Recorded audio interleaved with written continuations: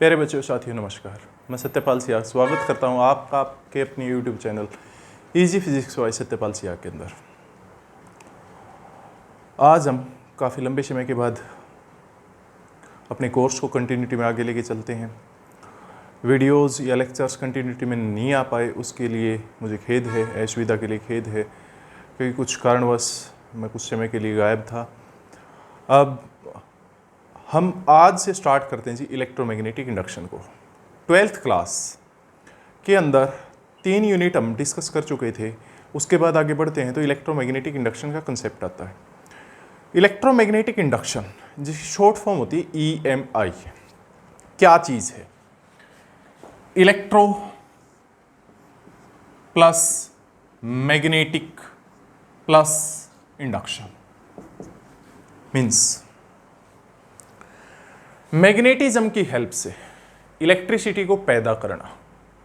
Magnetism की help से electricity को पैदा करने की जो प्रोसेस होती है, जो प्रक्रिया है, जो फिनोमिना है, उसी को इलेक्ट्रोमैग्नेटिक इंडक्शन बोलते हैं। हम कुछ भूतकाल के अंदर चलते हैं। 1820 के अंदर ओर्स्टेड नाम के जो साइंटिस्ट थे, उन्होंने बाय चांस या एक एक्सीडेंटल एक्सपेरिमेंट के थ्रू ये डिटेक्ट कर लिया था कि current carrying conductor magnetic field पैदा कर देता है। उसके बाद साइंटिस्ट माइकल फैराडे थे, उनके दिमाग में एक बात आती कि नेचर के अंदर बहुत बड़ी सिमिट्री है, मीन्स टिट फॉर टैट, जैसे को तैसा, अगर ये है तो ये भी है, सही बात है। तो वो ये सोचते हैं कि अगर इलेक्ट्रिक करंट जो है वो मैग्नेटिज्म पैदा कर सकता है, तो क्या मैग्नेटिज्म की हेल्प से हम इलेक्ट्रिक करंट को या इलेक्ट्रिसिटी को पैदा कर सकते हैं या नहीं कर सकते। तो वहीं से उन्होंने फिर एक्सपेरिमेंट्स की शुरुआत की, और उन एक्सपेरिमेंट्स के थ्रू उन्होंने बाकायदा ये बताया, ये प्रूव किया कि हम मैग्नेटिज्म की हेल्प से इलेक्ट्रिसिटी को पैदा कर सकते हैं। उसके बाद बात आगे बढ़ती है तो फिर इलेक्ट्रिसिटी और मैग्नेटिज्म अलग अलग चीज़ें नहीं रहती, ये किसी के दो पहलू हो जाते हैं। इसके ऊपर काम करता फिर मैक्सवेल थ्योरेटिकली, और वो 4 इक्वेशंस का सेट देता है, और उन 4 इक्वेशन के थ्रू उसने ये कहा कि टाइम वेरिंग इलेक्ट्रिक फील्ड और मैग्नेटिक फील्ड यदि है तो उनसे हम एक नई वेव पैदा कर सकते हैं, जिनका नाम इलेक्ट्रोमैग्नेटिक वेव है। आज मुझे आप देख पा रहे हैं तो इलेक्ट्रोमैग्नेटिक वेव की ही देन है, because light is also an electromagnetic wave. Light भी, एक्सरेज भी, इंफ्रारेड रेडिएशन जो हैं, यूवी रेडिएशन जो हैं, या फिर जो कम्युनिकेशन सिस्टम के अंदर हम यूज़ करते हैं रेडियो वेव्स, वो भी अपने पास एक इलेक्ट्रोमैग्नेटिक वेव का ही पार्ट होती है।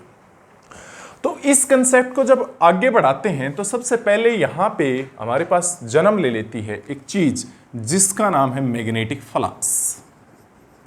मैग्नेटिक फ्लक्स क्या होता है? इसको फाई के पैर में नोटेशन दी जाती है, बी से फाई, और यहाँ पे जो फिक्स यूज करते हो बी यूज कर लेते, बिकॉज मैग्नेटिक फील्ड इंडक्शन की जो नोटेशन है वो बी से, तो फाई के पैर में बी। मैग्नेटिक फ्लक्स क्या होता है? एक्चुअली में जब हम बात करते हैं तो हर एक वेक्टर का अपना एक फील्ड होता है, और हर एक वेक्टर की अपनी फील्ड लाइंस होती है। हर एक वेक्टर की, चाहे वो दुनिया कोई सा वेक्टर क्यों ना हो, उसकी फील्ड लाइन एग्जिस्ट करती है। अगर कहीं पे किसी वेक्टर का फील्ड है तो उसकी फील्ड लाइन भी है, और किसी भी एरिया को जितनी फील्ड लाइन नॉर्मली क्रॉस करके जाती है उनकी जो संख्या होती है, उसका जो नंबर होती है, उसी को उस वेक्टर का फ्लक्स बोल दिया जाता है। तो आज हम मैग्नेटिक फ्लक्स की बात कर रहे हैं। तो मैग्नेटिक फ्लक्स के अंदर क्या होगा? जब कोई भी ऐसी जगह या ऐसा स्पेस जहां पे मैग्नेटिक फील्ड है, उसके अंदर कोई आर्बिट्रेरी एरिया हो, उस एरिया के अंदर से जितने भी फील्ड लाइन नॉर्मली उसको क्रॉस करके जाती हैं, ऐसे नॉर्मली मीन्स ऐसी लाइंस जो सरफेस के साथ 90 डिग्री एंगल बनाए, नॉर्मली क्रॉस करके जाएं, तो उन्हीं की जो संख्या होगी, उन्हीं का जो नंबर होता है, उसी नंबर को हम मैग्नेटिक फ्लक्स का नाम दे देते हैं। तो अगर थ्योरेटिकली मैं डिफाइन करना चाहूँ यहाँ पे कि जैसे कोई भी आर्बिट्रेरी एरिया था, और इस आर्बिट्रेरी एरिया को हमने मैग्नेटिक फील्ड के अंदर रखा हुआ है, तो जितनी फील्ड लाइंस, सपोज यूं, जितनी फील्ड लाइंस इसको नॉर्मली क्रॉस करके जाएंगी, उनका जो नंबर होगा वो मैग्नेटिक फ्लक्स बोल दिया जाएगा। जो नंबर होगा, सपोज ये एरिया था, मैंने यहाँ पे 1, 2, 3 और 4, यहाँ पे 4 मैग्नेटिक फील्ड लाइन दिखा दी जो इस एरिया को नॉर्मली क्रॉस करके जा रही, ऐसे ये एरिया है बोर्ड के ऊपर 2 डायमेंशन में, और ऐसे क्रॉस करके जा रही हैं, तो ये इनका जो नंबर है वो मैग्नेटिक फ्लक्स बोल दिया जाएगा। मेजर कैसे करेंगे? How it is measured? अगर पहली बात, मैग्नेटिक फील्ड जो यहाँ पे है वो यूनिफॉर्म है, यूनिफॉर्म, किसी भी वेक्टर को यूनिफॉर्म तभी बोला जा सकता है जब उसकी ना तो टाइम के साथ डायरेक्शन चेंज करे और ना ही उसका मैग्नीट्यूड चेंज करे। ऐसा जो भी अपने पास वेक्टर फील्ड होगा वो यूनिफॉर्म बोल दिया जाएगा। तो मीन्स यहां पे हम सबसे पहले बात करें कि मैग्नेटिक फील्ड भी यूनिफॉर्म है और जो ये एरिया है ये मैग्नेटिक फील्ड के अंदर रख दिया गया। इस एरिया का एरिया वेक्टर मान लेते सपोज एस है और मैग्नेटिक फील्ड जो है इस स्पेस के अंदर यूनिफॉर्म है जिसकी स्ट्रेंथ भी है। तो मैग्नेटिक फ्लक्स जो होगा that is measured as the dot product of magnetic field with the area vector. Magnetic field की एरिया वेक्टर के साथ डॉट प्रोडक्ट ले लीजिए तो अपने पास मैग्नेटिक फ्लक्स आ जाएगा। डॉट प्रोडक्ट कैसे खोल देते हैं हम? Magnitude of be with magnitude of area into cos of the angle between the magnetic field and area vector. ये मैग्नेटिक फील्ड और एरिया वेक्टर के बीच का एंगल यदि थीटा है तो यहाँ पे बी एस कोस थीटा इसकी एक्सपेंशन होगी जी। अब स्पेशल केस यहाँ पे राइज अप हो सकते हैं। यदि थीटा 0 डिग्री है तो उस समय मैग्नेटिक फ्लक्स जो है वो बी एस हो जाएगा अपने पास, because cos 0 is 1 and that is the maximum value of magnetic flux. इसका मतलब ये है कि यहाँ पे मैग्नेटिक फ्लक्स मैक्सिमम, साथ में जिस डायरेक्शन में एरिया वेक्टर है उसी डायरेक्शन के अंदर मैग्नेटिक फील्ड है। दूसरी बात, यदि थीटा 180 डिग्री हो जाए तो उस केस में कोस थीटा जो है वो -1 होगा। -1 यदि होगा तो सिंपल सी बात है, फ्लक्स अपना मैक्सिमम तो होगा बट नेगेटिव साइन के साथ। और ये नेगेटिव साइन किस बात का प्रतीक है? गौर करने की बात है जी। ये इस बात का प्रतीक है कि जो मैग्नेटिक फील्ड है और एरिया वेक्टर है दोनों अपोजिट डायरेक्शन के अंदर है। यूं है जी, ऐसे फील्ड ऊपर की तरफ, एरिया वेक्टर नीचे की तरफ, या एरिया वेक्टर ऊपर की तरफ, फील्ड नीचे की तरफ। तीसरी बात, यदि थीटा को हम 90 डिग्री कर देते हैं, if theta is 90 degree then cos 90 is 0, magnetic flux is 0। Magnetic flux जो है वो 0 होगा। सिंपल सी बात है। ये सिचुएशन ऐसी है कि जैसे ये एरिया वेक्टर है और मैग्नेटिक फील्ड ऐसे है, वो सरफेस के पैरेलल चला जाएगा। जैसे ये बोर्ड है, बोर्ड के प्लेन की यूं पैरेलल चला जाएगा, एक भी लाइन ऐसी नहीं होगी जो इसको नॉर्मली क्रॉस करके जाए। तो in this situation the magnetic flux over the area is 0। Now ये तो था जी अपने पास इसका मैथमेटिकल फॉर्मूला। इस मैथमेटिकल फॉर्मूला की हेल्प से हम इसकी यूनिट को डिजाइन कर सकते हैं। क्या? मैग्नेटिक फ्लक्स जो है उसको हम मेजर करते हैं dot product of the magnetic field with the area vector. तो मैग्नेटिक फील्ड को हम मेजर करते हैं टेस्ला के अंदर और एरिया को मेजर करते हैं मीटर स्क्वायर के अंदर। तो इसकी ऐसा यूनिट जो रहेगी वो टेस्ला मीटर स्क्वायर होगी। टेस्ला मीटर स्क्वायर को एक नया नाम दिया जाता है वेबर, WEBER, वेबर एक साइंटिस्ट का सरनेम है। तो WB से इसकी नोटेशन होती है, तो वेबर भी हम इसको बोल देते हैं टेस्ला मीटर स्क्वायर को। फिर बात करते हैं इसका nature, it is a scalar quantity, एक स्केलर क्वांटिटी है। जिंदगी में एक बात याद रखना, जब भी दो वेक्टर की डॉट प्रोडक्ट की जाती है, डॉट प्रोडक्ट का दूसरा नाम स्केलर प्रोडक्ट होता है। तो इसका मतलब जो अपने पास इस फिजिकल क्वांटिटी का नेचर होगा that is a scalar quantity, वो एक स्केलर आएगी। केवल इसके पास मैग्नीट्यूड है, कोई डायरेक्शन नहीं होगी किसी प्रकार की, तो एक स्केलर क्वांटिटी होगी। फिर बात करते हैं इसके डायमेंशंस की। भाई डायमेंशन फॉर्मूला क्या रहेगा? डायमेंशन फॉर्मूला जो है आप खुद डिजाइन करना सीख लीजिए, तो कहीं भी किसी भी जगह पे आपको डिजाइन करना पड़ जाए तो आप उसको इजीली कर पाओगे, उसको बोल नहीं सकते आप लोग। कैसे करेंगे उसका भी एक लॉजिक है। देखिए मैग्नेटिक फ्लक्स जो था वो अपने पास है mathematically BS cos theta. Cos theta एक न्यूमेरिकल वैल्यू है, कोई ऐसा यूनिट इस या कह सकते हैं कोई डायमेंशन इसके नहीं है। Magnetic field into area vector. अब मैग्नेटिक फील्ड का मुझे भी याद नहीं, आपको भी याद नहीं होगा, कोई बात नहीं, बना लेंगे। आगे एरिया है, एरिया जो है L2। अब बात बच गई B की, B का यहां पे रखेंगे। कैसे रखेंगे अपने को पता क्या?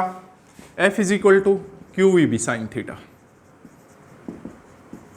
F जो QVB साइन थीटा की इक्वल होता है, क्योंकि एक जब चार्ज पार्टिकल किसी मैग्नेटिक फील्ड के अंदर मूव करता है तो फोर्स एक्सपीरियंस करता है, जिसका formula F is equal to QVB sine theta. तो यहाँ से B जो है वो हमारा हो जाएगा जी F अपॉन ये चीज़ नीचे नीचे, तो means QV sine of theta. Sine theta एक न्यूमेरिकल वैल्यू, किसी प्रकार के कोई डायमेंशन इसके नहीं है।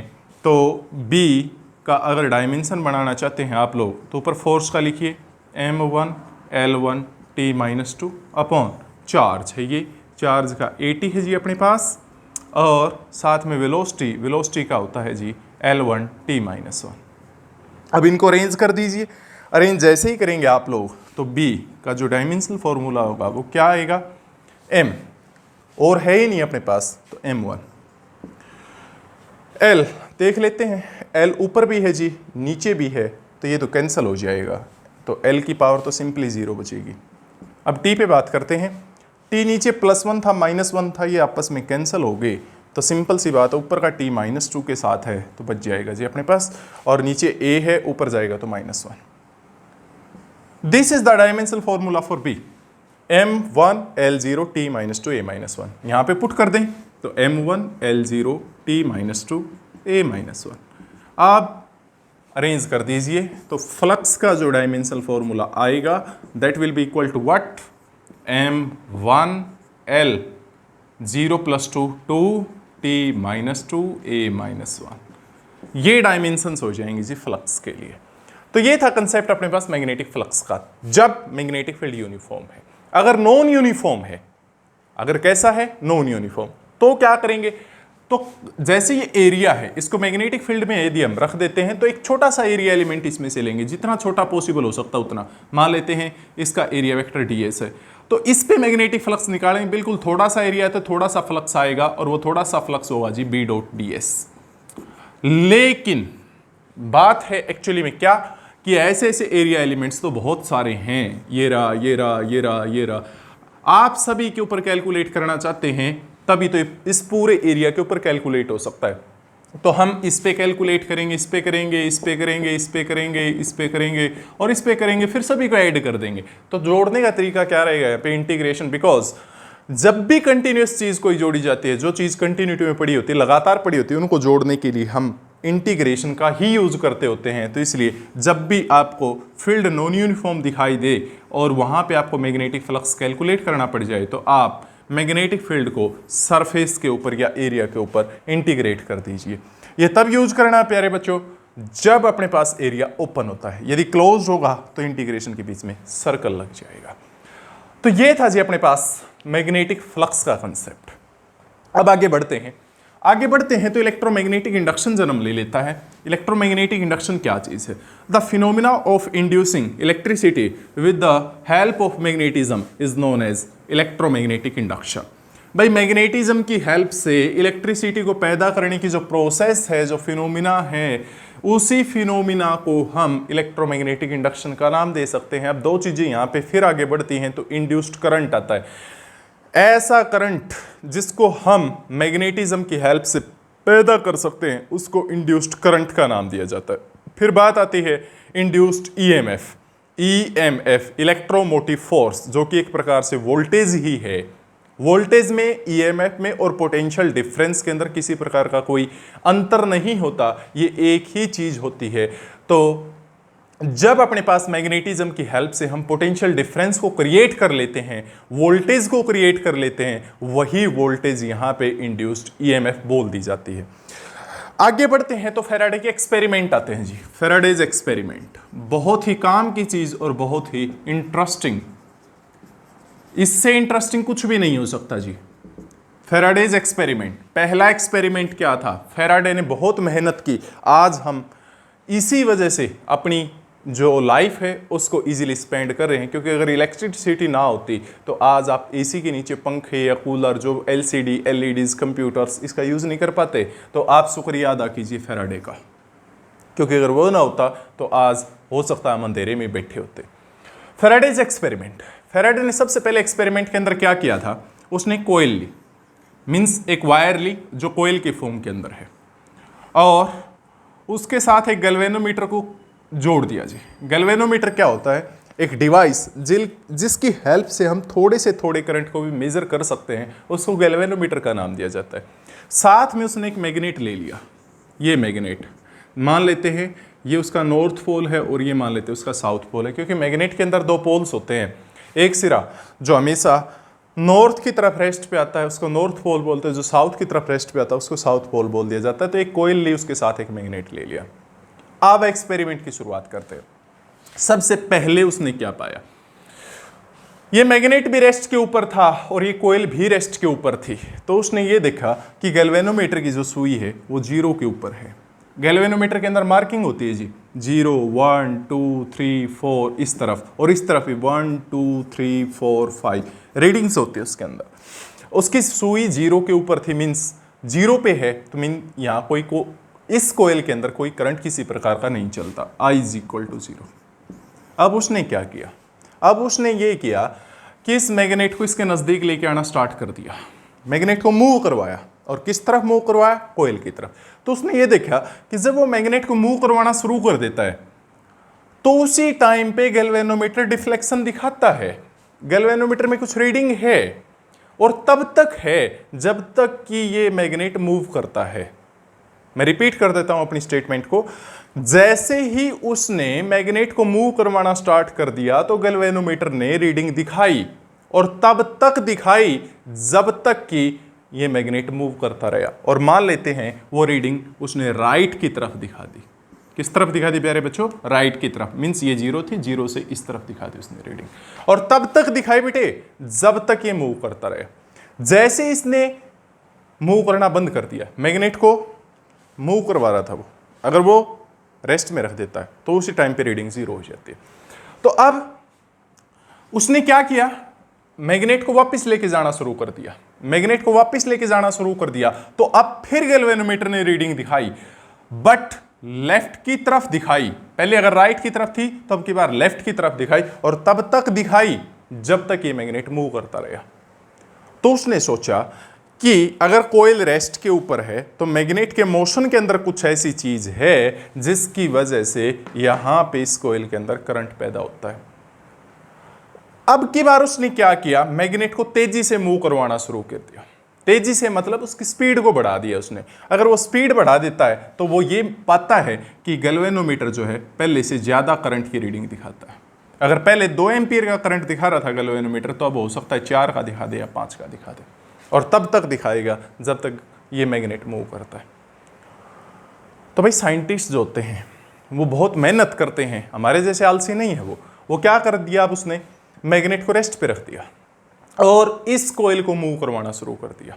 इस कोयल को मूव करवाना शुरू कर दिया तो उसने ये पाया कि जब मैग्नेट रेस्ट पे है और ये कोयल मोशन के अंदर है तो फिर गैल्वेनोमीटर रीडिंग दिखाता है, और तब तक दिखाता है जब तक ये कोयल किसके अंदर है बेटे? मोशन के अंदर है।